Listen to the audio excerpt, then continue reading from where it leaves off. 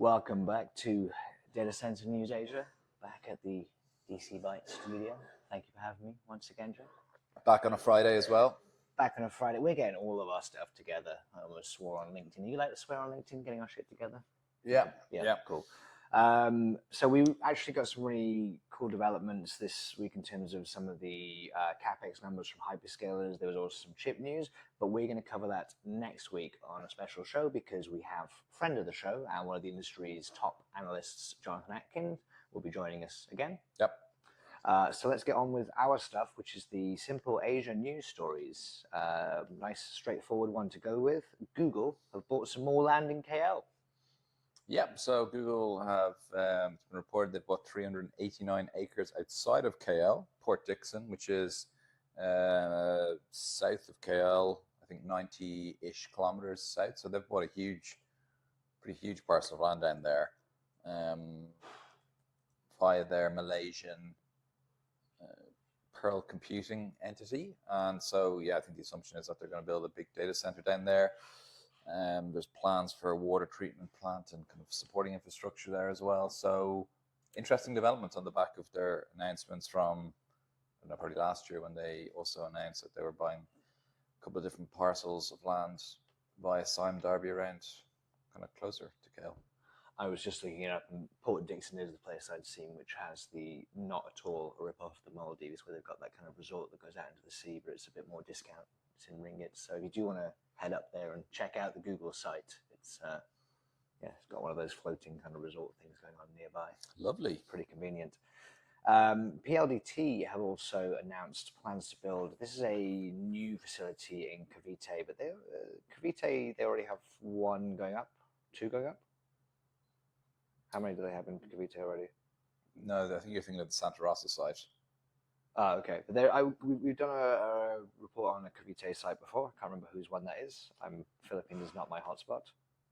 But this is a new 100 megawatt facility, which will be even bigger than Santa Rosa, double Santa Rosa. Yeah, everything seems to be kind of double on this project. So they say they're going to start next year, 2026.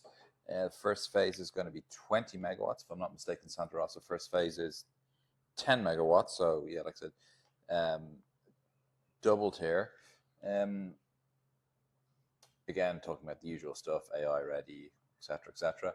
What was also interesting is, I think the chairman was of PLDT made some mention of Philippines wanting to have at least as much capacity as Malaysia, and I think they cited a 500 megawatt number. Yeah, the chairman had further said that PLDT intend to expand their data center capacity up to 500 megawatts to be at least equal to the capacity of Malaysia. So that's just PLDT. That's interesting. So obviously bold ambitions there.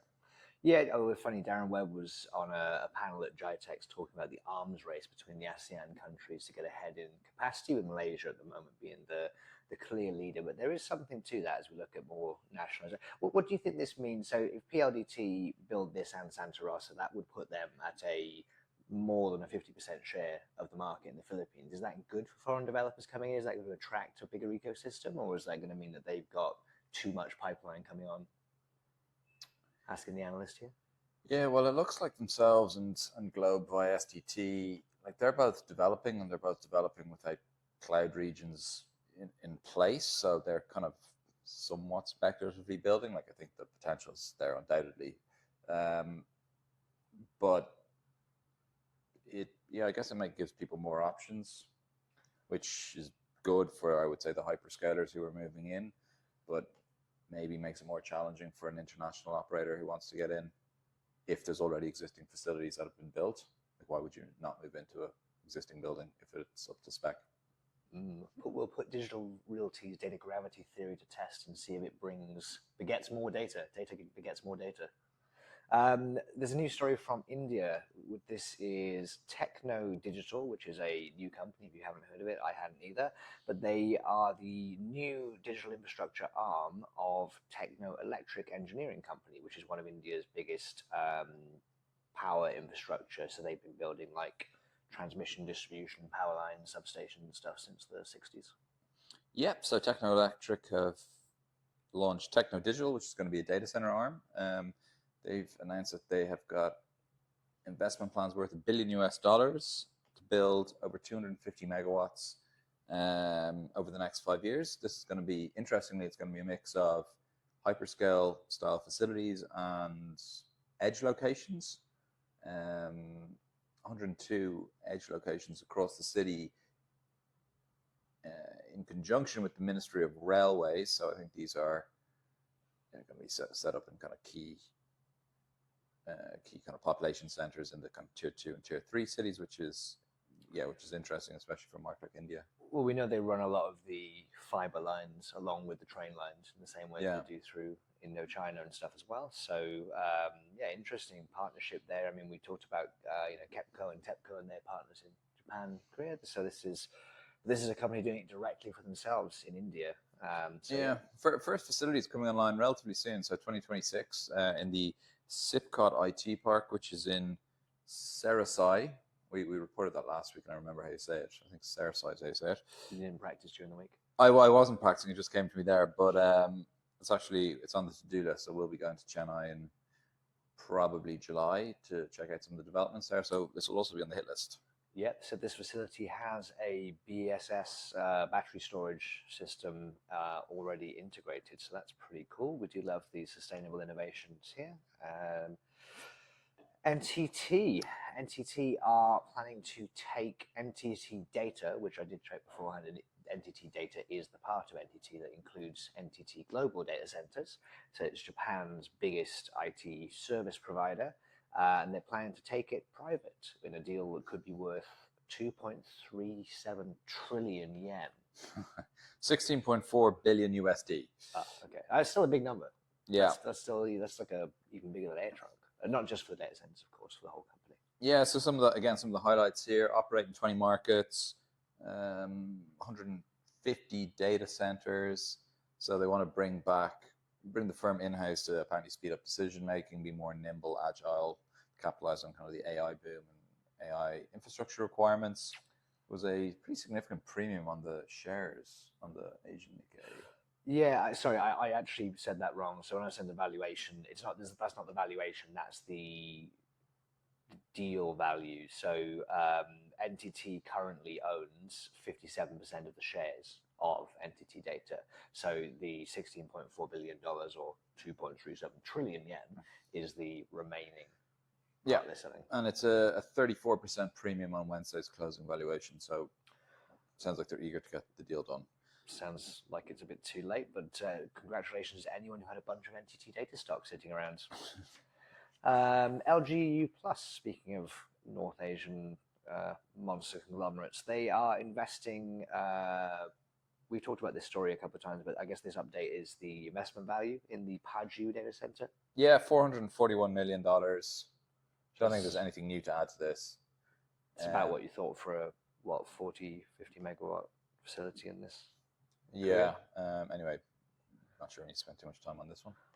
You said there was a couple of stories that I'd missed. So we've gone slightly all over the place here. Going back to India, RackBank have broken ground on the first phase of their 80 megawatt facility in central India. So who did we report on someone last week doing this? Oh, don't ask me something about last week. That is someone else. We did a central India story relatively recently. But this is a second one. This time it's in Nava Raipur. Oh, was it Sifi or Control S? I can't remember. Anyway, this is Nava Raipur. Yeah, which is east of Raipur. Anyway, first phase 80 megawatts, scalable to 160 megawatts. One thing that caught my eye in this article was they've seemingly set up a special economic zone for kind of AI deployments to kind of help serve India's AI requirements in the future. So yeah, this is kind of an interesting one. So this is a good example of I guess this is a learning site being built away from kind of traditional clusters, just where there's availability of land and power.